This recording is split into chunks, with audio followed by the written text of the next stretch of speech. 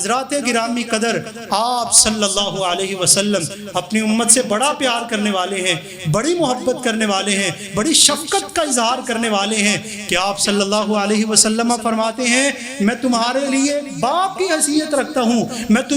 تمہیں تمہارا دین سکھاتا ہوں، دوسرے نمبر پر میں تمہیں تمہاری جانوں سے زیادہ عزیز ہوں اور تم پر تمہاری جانوں سے زیادہ رحم و شفقت کرنے والا ہوں، تیسرے نمبر پر پیغمبر جو دین لے کے آئے وہ بہت آسان لے کے آئے۔ چوتھا پوائنٹ آج کے جمعے کے حوالے سے یہ ہے کہ آپ فرماتے ہیں اگر میں اپنی امت پہ مشقت کو محسوس نہ کرتا میں ان کو حکم دیتا کہ ہر نماز اور ہر وضو کے وقت تم نے مسواک کرنی ہے۔ چھٹا پوائنٹ یہ ہے اگر میں مشقت محسوس نہ کرتا میں تم کو حکم دیتا کہ نماز عشاء کو تاخیر کے ساتھ ادا کیا کرو۔ ساتواں پوائنٹ یہ ہے کہ آپ صلی اللہ علیہ وسلم کمزوروں کا بھی لحاظ رکھتے، بیماروں کا بھی لحاظ رکھتے تھے، بوڑھوں کا بھی لحاظ رکھتے تھے، اور اسی وجہ سے آپ اپنی نماز کو مختصر بھی کر دیا کرتے تھے۔ آٹھواں پوائنٹ یہ ہے کہ آپ نے اس ڈر سے کہ کہیں امت پر نماز تراویح فرض نہ ہو جائے آپ نے اس کو باقاعدگی سے ادا نہیں فرمایا۔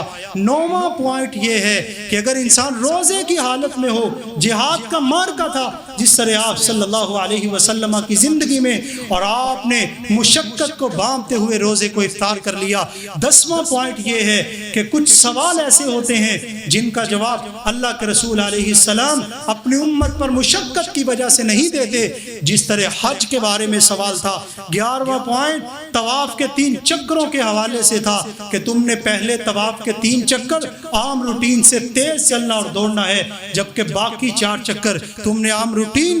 کے ساتھ لگانے ہیں۔ 12واں پوائنٹ یہ ہے کہ ہر روز واعظ و نصیحت میں نہیں کرتا، موقع کو دیکھتا ہوں، مناسبت کو دیکھتا ہوں، پھر تمہارے سامنے واعظ و نصیحت کرتا ہوں، اور ٹوٹی ہوئی جگہ سے گلاس ہو کوئی بھی برتن ہو تم نے اس جگہ سے پانی نہیں تناول کرنا، پانی نہیں پینا۔ اور اسی طرح سرور گرامی علیہ السلام تنے تنہا اپنی امت پہ محبت کرنے والے اور اپنی امت کی حفاظت کرنے والے ہیں۔ نحمده ونستعینه ونستغفره ونعوذ باللہ من شرور انفسنا ومن سیئات اعمالنا، من يهده الله فلا مضل له ومن يضلله فلا هادي له، واشهد ان لا اله الا الله وحده لا شريك له، واشهد ان محمدا عبده ورسوله صلى الله عليه وسلم۔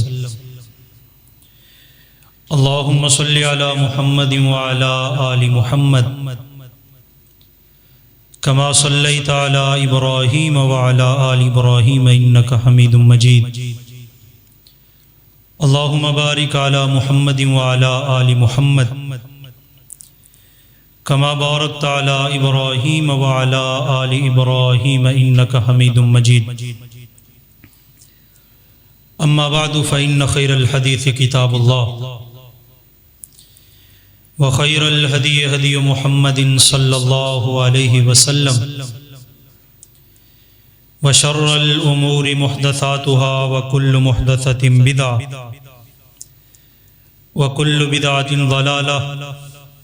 وكل ضلالة في النار۔ أعوذ بالله من الشيطان الرجيم، بسم الله الرحمن الرحيم۔ لقد جاءكم رسول من أنفسكم عزيز عليه ما عنتم حريص عليكم بالمؤمنين رؤوف رحيم۔ تمہارے پاس تمہاری ہی جانوں میں سے ایک ایسے رسول آئے ہیں جو تمہارے اوپر بہت مہربان ہیں، جن پر یہ چیز بہت گراں گزرتی ہے کہ تم مشقت میں پڑو، وہ تمہارے لیے بڑی ہی حرص رکھنے والے ہیں، طمع رکھنے والے ہیں۔ سامعین محترم، اللہ عز و جل کی حمد و ثنا کے بعد درود و سلام اس ذاتی مقدسہ پر کہ جنہیں اللہ جل شانہ نے تمام مخلوق کے لیے رحمت للعالمین بنا کے بھیجا، اور وہ پیغمبر جب دنیا میں تشریف لائے اور انہوں نے اپنی نبوت کا باقاعدہ اعلان کیا، تو اس وقت ان کی امت پہ محبت، ان کی امت سے پیار، ان کی وفا اور ان کی شفقت وہ اس قدر پھیلی ہوئی تھی کہ کوئی اس کا اندازہ بھی لگانا چاہے تو اندازہ نہیں لگا سکتا۔ اس قدر سرور گرامی علیہ تحیت و تسلیم امت سے پیار کرنے والے، امت سے محبت کرنے والے، امت کے لیے اپنے دل میں اپنی تڑپ رکھنے والے، احترام رکھنے والے، اور امت کے لیے ہر لمحہ اور ہر لحظہ گزار دینے والے، کہ ایک موقع تو وہ بھی آیا کہ سرور گرامی علیہ السلام اپنی نبوت والی پیاری مقدس زبان سے یوں گویا ہوئے، انما انا لکم بمنزلۃ الوالد اعلمکم، میری امت کے لوگوں، میں تمہارے لیے ایک باپ کی حیثیت رکھتا ہوں، میں تم کو سبق سکھاتا ہوں، میں تم کو تعلیم دیتا ہوں کتاب و سنت اور کتاب و حکمت کی۔ جس طرح ہر باپ کی خواہش ہوتی ہے کہ میرا بیٹا اوج ثریا پہ مقیم ہو جائے، میرا بیٹا کامیاب ہو جائے، دنیا کی ساری نعمتیں اس کے پاؤں تلے ڈھیر ہو جائیں، اسے کوئی تکلیف نہ پہنچے، اسے کوئی نقصان نہ پہنچے۔ اسی طرح سرور گرامی علیہ السلام کی ہمیشہ سے یہی خواہش رہی ہے کہ میری امت کو گرم ہوا تک بھی نہیں چھونی چاہیے، میں تمہارے لیے ایک باپ کی حیثیت رکھتا ہوں اور میں تم کو تمہارا دین سکھاتا ہوں۔ نبی کریم صلی اللہ علیہ وسلم کی امت اور محبت کا دوسرا پوائنٹ کہ آپ صلی اللہ علیہ وسلم بہت زیادہ اور بہت بڑھ چڑھ کر اپنی امت پر رحم کرنے والے تھے، شفقت کرنے والے تھے۔ اور یہ بات کیوں نہ ہوتی کہ اللہ جل شانہ نے سرور گرامی علیہ السلام کو تمام جہانوں کے لیے رحمت للعالمین بنا کر قرآن حکیم کی اس آیت کو نازل کیا، وما ارسلناک الا رحمت للعالمین۔ جہاں دنیا والوں کے لیے رحمت ہیں، وہاں آخرت والوں کے لیے بھی ہیں، جہاں اپنوں کے لیے ہیں وہاں بیگانوں کے لیے بھی ہیں، جہاں اپنے قبیلے کو آگے رکھتے ہیں وہاں دوسرے لوگوں کو بھی فوقیت دیتے ہیں، ان کو عزت دیتے ہیں، ان کو اہمیت دیتے ہیں۔ اور اسی طرح سرور گرامی علیہ تحیت و تسلیم جہاں مردوں سے عورتوں سے وفا کرنے والے ہیں، یہ تو انسان ہیں، اشرف المخلوقات کے اندر ان کا شمار ہوتا ہے۔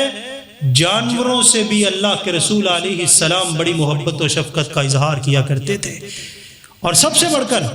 وَرَحْمَةٌ لِّلَّذِينَ آمَنُوا مِنْكُمْ، جو مسلمان ہو چکے، جو مومن بن چکے، جنہوں نے اللہ اور اس کے رسول کے سامنے اپنے سر کو خم تسلیم کر لیا، اپنے سر کو جھکا لیا کہ ان کا حکم آ جائے، ان کا آرڈر آ جائے، ہم ان کے حکم اور ان کے آرڈر پر ہر چیز کو لٹانے کے لیے تیار ہیں۔ ان لوگوں کے لیے تو اللہ کے رسول علیہ السلام بڑے ہی رحیم اور بڑے ہی شفیق ہیں، ان سے بڑی محبت رکھنے والے، بڑا مودت کا اظہار کرنے والے۔ تیسرا پوائنٹ سرور گرامی علیہ السلام کی امت سے شفقت اور محبت کا یہ ہے کہ آپ کا جو لایا ہوا دین ہے وہ انتہائی آسان ہے، اللہ نے اس میں کوئی تنگی نہیں رکھی۔ ان الدین یسر، دین بہت ہی آسان ہے، لا ضرر ولا ضرار، نہ ابتداء کسی کو نقصان پہنچانا جائز ہے، اور اگر کسی نے نقصان پہنچا بھی دیا، جتنا نقصان پہنچایا، جتنا تکلیف میں مبتلا کیا، اتنا مبتلا کرنا تو جائز ہے، ولا ضرار، اس سے بڑھ کر کسی کو تنگی اور ترشی میں ڈالنا اللہ اور اس کے رسول کی تعلیمات کے مطابق یہ جائز نہیں۔ آپ صلی اللہ علیہ وسلم اس کی بہت سی مثالیں رکھتے ہیں۔ آپ نے جہاں پہ اپنی امت کے ساتھ شفقت کا اظہار کیا، محبت کا اظہار کیا، چوتھا پوائنٹ یہ ہے کہ سرور گرامی علیہ السلام مسواک کیا کرتے تھے، اور اس کی اتنی تاکید فرمایا کرتے تھے کہ ایک موقع پر جبریل امین اللہ کے رسول علیہ السلام کو مسواک کے حوالے سے اتنی تاکید اور اتنی شدت و حدت کے ساتھ تعلیم دیتے ہیں کہ دانتوں کے ساتھ والی جو جلد ہے وہ بھی اکھڑنا شروع ہو جاتی ہے اور اپنی اصلی کیفیت اور اپنی کنڈیشن سے ہٹنا شروع ہو جاتی ہے۔ آپ علیہ السلام نے فرمایا لولا ان اشق علی امتی لامرتهم عند كل وضوء، اگر میں اپنی امت پر مشقت کو محسوس نہ کرتا تو ہر وضو کے وقت ان کو میں مسواک کرنے کا آرڈر اور حکم جاری فرما دیتا۔ اور دوسری روایت کے اندر آتا ہے عند كل صلاۃ، ہر نماز کے وقت ان کے لیے میں لازم قرار دیتا، ان کو میں آرڈر اور حکم دے دیتا، جب بھی یہ نماز پڑھنے لگیں تو نماز پڑھنے سے پہلے مسواک کیا کریں گے۔ یہ کتنا حکم مشکل ہو جانا تھا، خصوصی طور پر شہری لوگوں کے لیے، وہ لوگ جن کے پاس وافر درخت موجود نہیں ہیں، وافر اس طرح کی چیزیں موجود نہیں ہیں۔ ہر روز ہر بندہ اگر درخت کی ایک شاخ کو اکھاڑتا اور دن میں ہر نماز کے لیے، ہر وضو کے لیے مسواک کرتا تو یہ درختوں کا کیا حال ہونا تھا اور ہماری فضا کس طرح ہو جانی تھی۔ لولا ان اشق علی امتی، پیغمبر رحیم ہیں، شفیق ہیں، اپنی امت سے محبت کرنے والے ہیں، اپنی امت سے پیار کرنے والے ہیں۔ آپ صلی اللہ علیہ وسلم کی محبت و الفت و شفقت کا پانچواں پوائنٹ یہ ہے کہ اللہ جل شأنہ نے رجب کے مہینے کے اندر آپ صلی اللہ علیہ وسلم کو اپنے پاس بلایا، معراج کروایا، اپنا مہمان بنایا۔ وہاں پر اللہ کے رسول علیہ السلام کو بیت اللہ الحرام سے اٹھا کر مسجد اقصی تک لے جایا گیا، اور وہاں سے براق کے ذریعے جو یہ سفر طے ہوا جس میں اللہ کے رسول علیہ السلام نے براق کو مسجد اقصی میں باندھا، اور اس کے بعد آسمانوں کی سیر کی، اور اس کے بعد اللہ جل شأنہ کی جنت و جہنم کو دیکھا، اور جب ساری چیزوں کے مناظر اور منظر آپ کی آنکھوں کے سامنے آ گئے، اب راتوں رات کی واپسی کا وقت ہے۔ واپسی پہ اللہ نے آپ کو عظیم الشان ایک تحفے سے نوازا، وہ تحفہ نماز کی فرضیت کا تھا، اور نماز کی فرضیت کی جو تعداد تھی وہ 50 تھی۔ آپ علیہ السلام تشریف لائے، آسمان دنیا کے آنے کی کوشش کر رہے ہیں، انبیاء سے ملاقاتیں ہوتی جا رہی ہیں۔ جب حضرت موسیٰ علیہ التحیۃ والتسلیم پہ واپسی پہ ملاقات ہوئی، حضرت موسیٰ علیہ السلام فرمانے لگے، اے پیغمبر، اے میرے بھائی، ان امتک لا تطیق، آپ کی امت 50 نماز پڑھنے کی طاقت اور استطاعت نہیں رکھے گی۔ آپ رب کے حضور دوبارہ جائیے، ان سے التجا کیجئے، ان سے دعا کیجئے، ان سے درخواست کیجئے اللہ اس میں کچھ کمی پیشی کر دے۔ 5 کم ہوئی، 10 کم ہوئی، 20 کم ہوئی، حتیٰ کہ 40 کم ہوتی ہوتی 45 تک یہ معاملہ گیا، اور اب اس امت مسلمہ پر 5 نمازیں فرض ہیں، اور ہر نماز کو 10 کے ساتھ اگر ضرب دے دی جائے، انسان 5 نمازیں ادا کرے گا۔ اللہ کے پیغمبر حضرت محمد الرسول اللہ صلی اللہ علیہ وسلم کی یہ خصوصیت کے اندر شامل کر دیا گیا، یہ پڑھے گی تو 5 نمازیں، لیکن ثواب ان کو 50 نمازوں کا عطا کر دیا جائے گا۔ لیکن موسیٰ علیہ السلام فرمانے لگے، اے سرور گرامی علیہ السلام، یہ 5 بھی زیادہ ہیں،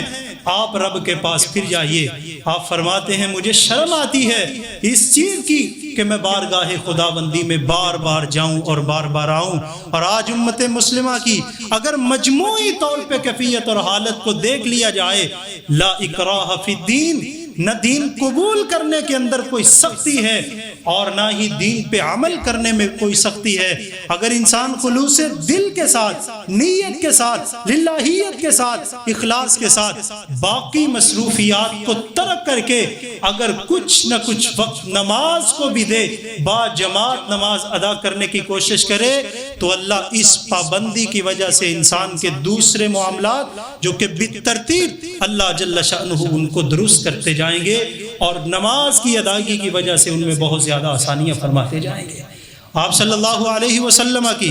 امت پر شفقت اور امت پر محبت کا چھٹا پوائنٹ یہ ہے کہ آپ صلی اللہ علیہ وسلم نے عشاء کی نماز ادا کرنے میں آپ کا دل یہ چاہتا تھا، آپ کے دل کی یہ خواہش تھی، دلی تمنا اور آرزو تھی کہ عشاء کی نماز کو ذرا تاخیر سے ادا کیا جائے، لیکن امت پر مشقت کی وجہ سے آپ صلی اللہ علیہ وسلم نے عشاء کی نماز کا ٹائم ہوتے ہی اس کو ادا فرما دیا تھا۔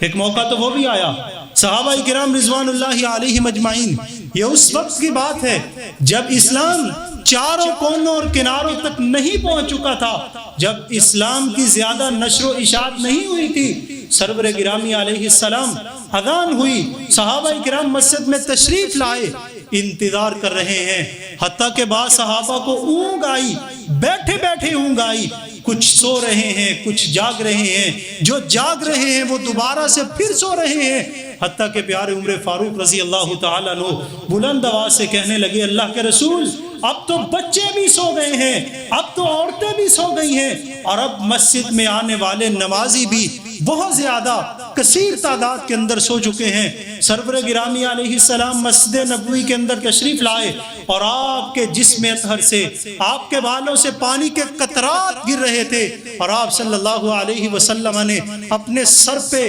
اپنا ہاتھ رکھا ہوا تھا۔ میں قربان جاؤں ان راویان پہ، قربان جائیں ان صحابہ کرام پہ جنہوں نے پیغمبر کی ایک ایک ادا کو محفوظ کر دیا۔ پیغمبر آتے کس طرح ہیں، پیغمبر جاتے کس طرح ہیں، پیغمبر بات کس طرح کرتے ہیں، حتیٰ کہ وہ احادیث بھی ذخیرہ حدیث میں موجود ہیں کہ جن میں سرور گرامی علیہ السلام اگر کسی حدیث کو بیان کرتے ہوئے مسکرا دیے، صحابہ بھی مسکرائے، تابعین بھی مسکرائے، مفکرین بھی مسکرائے، محدثین بھی مسکرائے، مفسرین بھی مسکرائے۔ اتنا اللہ کے رسول علیہ السلام کی احادیث کے ساتھ محبت و پیار تھا۔ ہم مسجد نبوی کے اندر تشریف لائے اور آپ نے کہا، میرے صحابہ اس وقت روئے زمین پہ نماز عشاء کے انتظار میں تمہارے علاوہ کوئی بھی نہیں بیٹھا ہوا۔ لولا ان اشق علی امتی، اگر میں اپنی امت پر مشقت کو محسوس نہ کرتا،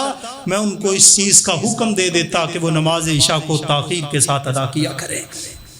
آٹھواں پوائنٹ پیغمبر کی امت پر شفقت اور محبت کا۔ آپ صلی اللہ علیہ وسلم نے ایک دفعہ مسجد نبوی کے اندر تشریف لائے، شب داری ہے، نصف شب بیت چکی ہے، اللہ کے رسول علیہ السلام مسجد نبوی کے اندر تشریف فرما ہے، آپ وضو کی حالت کے اندر ہیں، سب باندھے ہوئے ہیں، آپ صلی اللہ علیہ وسلم اللہ کے حضور نماز ادا کر رہے ہیں، آواز اونچی ہے، آواز بلند ہے۔ صحابہ کرام نے دیکھا سرور گرامی علیہ السلام مسجد کے اندر تشریف فرما ہے، ایک آیا، دوسرا آیا، تیسرا آیا، حتیٰ کہ صف بندی ہوتی گئی۔ سرور گرامی علیہ السلام نے ان کو نماز تراویح پڑھائی۔ اگلا دن ہوا، لوگوں میں چرچا ہوا کہ رات اللہ کے رسول علیہ السلام نے نماز تہجد اور نماز تراویح کی با جماعت نماز کا آغاز کیا ہے، اس کا سلسلہ شروع کیا ہے۔ اگلا دن ہوا، صحابہ کی کثیر تعداد ہے،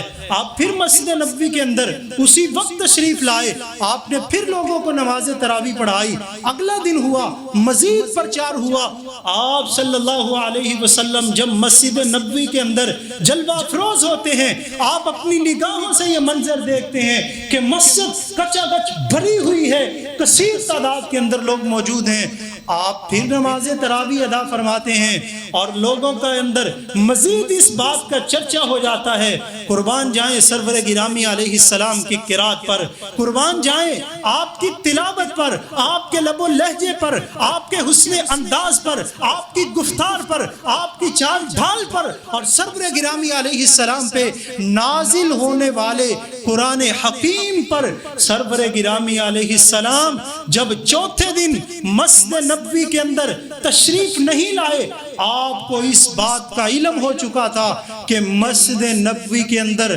اب مزید پاؤں رکھنے کی گنجائش بھی موجود نہیں ہے۔ پیغمبر اپنے گھر سے نہیں نکلے حتیٰ کہ صبح کی اذان ہو چکی، مؤذن نے اذان کہی، جماعت کا وقت ہوا، اللہ کے رسول علیہ السلام حجرہ اقدس سے تشریف لائے، نماز ادا فرمائی، اور اس کے بعد آپ فرمانے لگے میرے صحابہ میں اس بات کو جانتا ہوں کہ تمہاری کثیر تعداد رات نماز تراویح پڑھنے کے لیے مسجد نبوی کے اندر موجود تھی، لیکن مجھے اس بات کا خوف اور ڈر تھا کہ کہیں آج بھی میں اگر مسجد نبوی کے اندر تشریف لے آیا، کہیں میرے یہ باقاعدہ نماز تراویح کا سلسلہ شروع کرنے کی وجہ سے کہیں میری امت پر نماز تراویح کو فرض نہ کر دیا جائے اور ان پر اس نماز کو ادا کرنا مشکل ہو جائے گا۔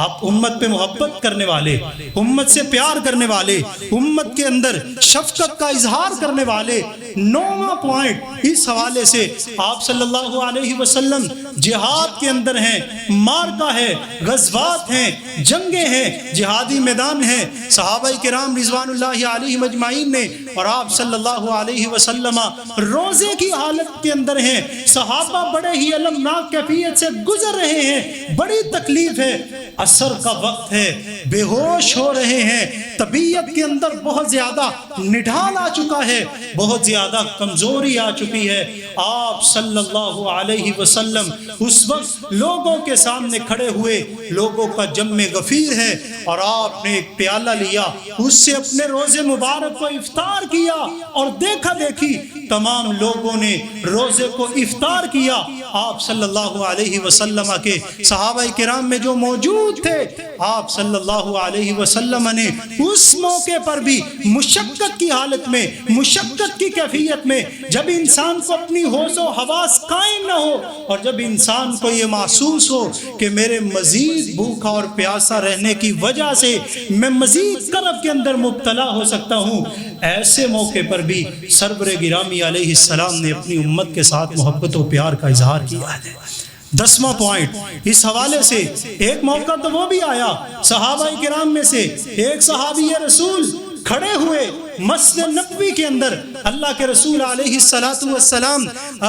حج کا خطبہ ارشاد فرما رہے ہیں، حج کے خطبے کے دوران ایک صحابی رسول کھڑے ہوئے، جب آپ صلی اللہ علیہ وسلم نے یہ فرمایا، یا ایھا الناس، اے لوگوں کی جماعت، ان اللہ فرض علیکم الحج فحجوا، اللہ نے تم پہ حج کو فرض قرار دے دیا ہے، تم حج کرو۔ ایک صحابی رسول کھڑے ہوئے اور کہنے لگے اللہ کے رسول، افی کل عام یا رسول اللہ، آپ صلی اللہ علیہ وسلم خاموش ہیں، پھر سوال کیا افی کل عام یا رسول اللہ، پھر آپ خاموش ہوئے، پھر سوال کیا افی کل عام یا رسول اللہ، کیا اللہ کے رسول ہر سال حج فرض ہے؟ آپ ہر مرتبہ خاموش رہے۔ اس کے بعد آپ فرمانے لگے، لو قلت نعم لوجبت، اگر میں ہاں کہہ دیتا تو تم پہ واجب ہو جاتا،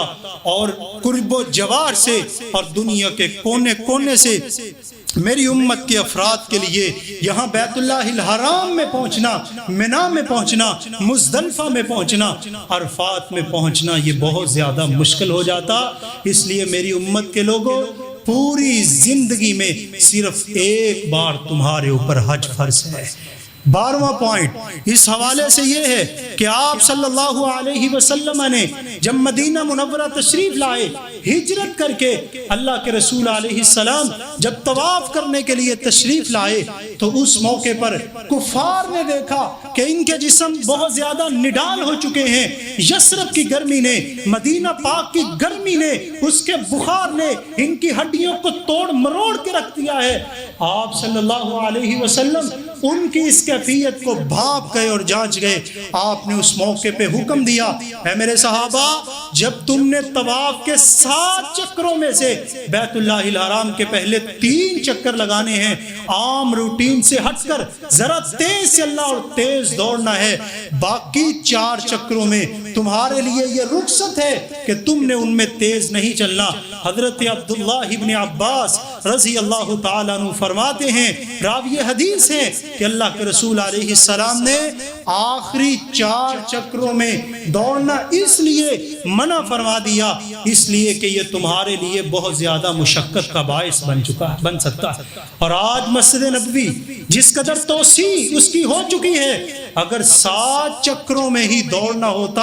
اور یہ فرض ہوتا تو آج انسانیت کی کیا حالت ہو جاتی۔ 11ویں پوائنٹ کے بعد 12واں پوائنٹ یہ ہے کہ آپ صلی اللہ علیہ وسلم نے ہر روز ایک معلم کو، ایک مربی کو، ایک عالم دین کو، ایک فقیہ کو، ایک دین کا علم رکھنے والے کو ہر روز تبلیغ کرنے سے منع فرما دیا کہ ایک مسجد میں، ایک محفل میں، ایک مجلس کے اندر ہر روز درس و دروس قائم کیے جائیں۔ حضرت عبداللہ ابن مسعود رضی اللہ تعالیٰ عنہ ہفتے کے بعد ہر جمعرات لوگوں کو درس دیا کرتے تھے، دین کی تبلیغ کیا کرتے تھے، نشر و اشاعت میں بہت زیادہ حصہ لیا کرتے تھے۔ کہنے والوں نے کہا عبداللہ آپ ہر روز یہ کام کیا کریں۔ کہتے ہیں میں ہر روز یہ کام نہیں کروں گا، اس لیے کہ ہر روز کام کرنے کی وجہ سے، روٹین میں آنے کی وجہ سے کہیں تم اکتاہٹ کا شکار نہ ہو جاؤ اور کہیں تمہارے لیے یہ چیز مشقت کا باعث نہ بن سکے۔ اگلا پوائنٹ اس حوالے سے یہ ہے، آپ صلی اللہ علیہ وسلم نے امت پر محبت کرتے ہوئے، شفقت کرتے ہوئے اس بات کا بھی اظہار کر دیا، نہا رسول اللہ صلی اللہ علیہ وسلم عن الشرب من ثلمۃ القدح وعن ينفق فی الشراب۔ آپ صلی اللہ علیہ وسلم نے اس بات سے منع کر دیا کہ ایسا تمہارا کوئی پیالہ ہو، کوئی گلاس ہو، کوئی برتن ہو جس کو تم منہ لگاؤ اور وہ ٹوٹا ہوا ہو، کہیں اس ٹوٹنے کی وجہ سے اس کے اندر کیڑے مکوڑے ہوں، اس کے اندر جراثیم ہوں، یا اس کا کچھ ذرہ تمہارے حلق سے اتر کے تمہارے پیٹ کے اندر چلے جائے اور وہ تمہیں تکلیف اور مشقت دے، اس کا باعث بنے۔ اور اسی طرح سرور گرامی علیہ السلام نے برتن کے اندر پھونک مارنے سے بھی منع فرمایا ہے۔ 14واں پوائنٹ اس حوالے سے یہ ہے کہ نبی کریم صلی اللہ علیہ وسلم دفاع امت کے لیے ہر وقت تیار رہتے تھے۔ صحابہ کرام بیان کرتے ہیں مدینہ منورہ ہے، کفار نے مدینہ منورہ پہ شب خون مارا، لوگ پریشان ہوئے، نڈال ہوئے، اسلحے سے لیس ہوئے، اپنے اونٹوں کو لیا، اپنے گھوڑوں کو لیا، اس پہ سواری کرتے ہوئے مدینہ کی سرحدوں کی طرف بڑھ رہے تھے۔ اور جب صحابہ مدینہ کی سرحدوں کی طرف جا رہے تھے، سرور گرامی علیہ السلام گھوڑے کے اوپر بغیر زین اور بغیر کاٹھی کے آپ صلی اللہ علیہ وسلم تنے تنہا اپنے گلے مبارک میں تلوار لٹکاتے ہوئے مدینہ منورہ کی طرف آ رہے تھے، اور آپ فرما رہے تھے میرے صحابہ سو جاؤ، محمد تمہاری حفاظت کے لیے اکیلا ہی کافی ہے صلی اللہ علیہ وسلم۔ اور امت پر آپ صلی اللہ علیہ وسلم کے ایمان کے متعلق اگلا پوائنٹ 15واں یہ ہے کہ آپ صلی اللہ علیہ وسلم امت پر اتنی شفقت، اتنا اظہار، اتنا پیار، اتنی مودت و محبت کیا کرتے تھے۔ فَلَعَلَّكَ بَاخِعٌ نَفْسَكَ عَلَىٰ آثَارِهِمْ، پیغمبر ان لوگوں کے متعلق آپ اتنی فکر کرتے ہیں، نہ دن دیکھتے ہیں نہ رات دیکھتے ہیں، 24 گھنٹے ان کے آپ پیچھے گزار دیتے ہیں، شاید آپ اپنے آپ کو ہلاکت میں مبتلا نہ کر لیں۔ اگلا پوائنٹ اس حوالے سے یہ ہے، آپ صلی اللہ علیہ وسلم ہر وقت اس بات کی خواہش رکھا کرتے تھے، تمنا اور آرزو تھی کاش میری وجہ سے کوئی انسان جہنم کی آگ سے بچ کے جنت کے اندر داخل ہو جائے۔ ایک چھوٹا سا بچہ ہے، سرور گرامی علیہ السلام کی خدمت کیا کرتا ہے، آپ سے محبت کرتا ہے، آپ سے پیار کرتا ہے، بیمار ہو گیا، یہودی ہے، سرور گرامی علیہ السلام اس کے گھر تشریف لے گئے، اس کی تیمارداری کے لیے آپ صلی اللہ علیہ وسلم اس کے سر کے قریب ہیں، اس کی تیمارداری فرمانے کے بعد کہنے لگے اے بچے، اے بیٹے، اسلم، مسلمان ہو جا، فلاح پا جائے گا، کامیاب ہو جائے گا۔ اس بچے نے محبت اور پیار بھری نگاہ اپنے باپ کی طرف دیکھا، باپ کہنے لگا اطیع ابا القاسم صلی اللہ علیہ وسلم، محمد رسول اللہ صلی اللہ علیہ وسلم جو کہہ رہے ہیں وہ سچ کہہ رہے ہیں، وہ حق کہہ رہے ہیں، ان کی بات کو تسلیم کر لیجئے۔ اس بچے نے کلمہ پڑھا اور اس کی جو روح ہے وہ اس کے جسم سے پرواز کر گئی۔ امت پر محبت، امت پر شفقت اتنی ہے، طائف میں 10 دن گزارے، پیغمبر لہو لہان ہوئے، آپ کے جسم مبارک سے خون کے قطرات ٹپکے، سرور گرامی علیہ السلام کے جوتے بھر گئے۔ پھر ایک فرشتہ آیا اور آ کے کہنے لگا اللہ کے رسول علیہ السلام مجھے حکم دیں کہ ان دونوں پہاڑوں کو آپس میں ملا کر ان بستی والوں کو میں خاک میں ملا دوں، ان کو میں ملیا میٹ کر دوں۔ آپ علیہ السلام امت پہ شفقت اور محبت کرتے ہوئے کہتے ہیں نہیں نہیں، مجھے امید ہے کہ ان کی اگلی جو نسل ہے وہ ضرور بضرور مسلمان ہو کے اس بات پہ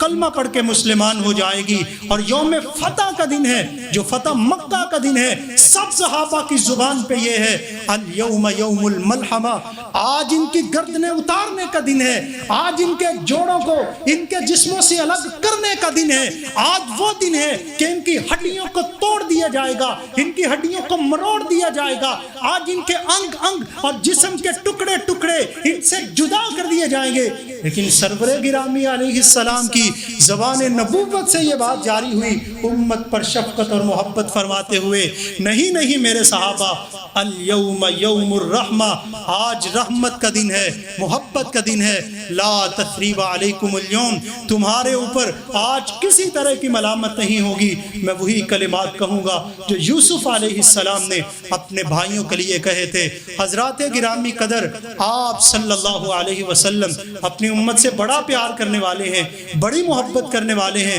بڑی شفقت کا اظہار کرنے والے ہیں کہ آپ صلی اللہ علیہ وسلم فرماتے ہیں میں تمہارے لیے باپ کی حیثیت رکھتا ہوں، میں تمہیں تمہارا دین سکھاتا ہوں، دوسرے نمبر پر میں تمہیں تمہاری جانوں سے زیادہ عزیز ہوں اور تم پر تمہاری جانوں سے زیادہ رحم و شفقت کرنے والا ہوں، تیسرے نمبر پر پیغمبر جو دین لے کے آئے وہ بہت آسان لے کے آئے۔ چوتھا پوائنٹ آج کے جمعے کے حوالے سے یہ ہے کہ آپ فرماتے ہیں اگر میں اپنی امت پہ مشقت کو محسوس نہ کرتا میں ان کو حکم دیتا کہ ہر نماز اور ہر وضو کے وقت تم نے مسواک کرنی ہے۔ چھٹا پوائنٹ یہ ہے اگر میں مشقت محسوس نہ کرتا میں تم کو حکم دیتا کہ نماز عشاء کو تاخیر کے ساتھ ادا کیا کرو۔ ساتواں پوائنٹ یہ ہے کہ آپ صلی اللہ علیہ وسلم کمزوروں کا بھی لحاظ رکھتے، بیماروں کا بھی لحاظ رکھتے تھے، بوڑھوں کا بھی لحاظ رکھتے تھے، اور اسی وجہ سے آپ اپنی نماز کو مختصر بھی کر دیا کرتے تھے۔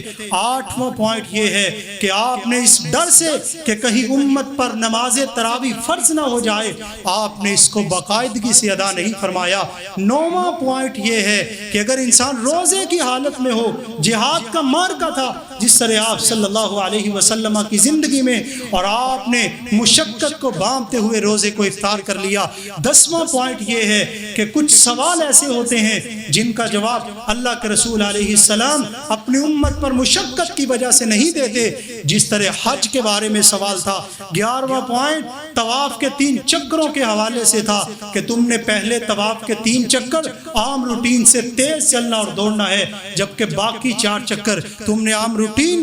کے ساتھ لگانے ہیں۔ 12واں پوائنٹ یہ ہے کہ ہر روز واعظ و نصیحت میں نہیں کرتا، موقع کو دیکھتا ہوں، مناسبت کو دیکھتا ہوں، پھر تمہارے سامنے واعظ و نصیحت کرتا ہوں، اور ٹوٹی ہوئی جگہ سے گلاس ہو کوئی بھی برتن ہو تم نے اس جگہ سے پانی نہیں تناول کرنا، پانی نہیں پینا۔ اور اسی طرح سرور گرامی علیہ السلام تنے تنہا اپنی امت پہ محبت کرنے والے اور اپنی امت کی حفاظت کرنے والے ہیں، اور فتح مکہ کو اللہ کے رسول علیہ السلام نے یوم المرحمہ کے اندر تبدیل فرما دیا۔ اور جو سب سے بڑی پیغمبر کی شفقت ہے وہ آپ صلی اللہ علیہ وسلم اپنی امت کے لیے شفاعت کبریٰ کریں گے۔ ھذا ما کان عندی واللہ تعالی اعلم بالصواب۔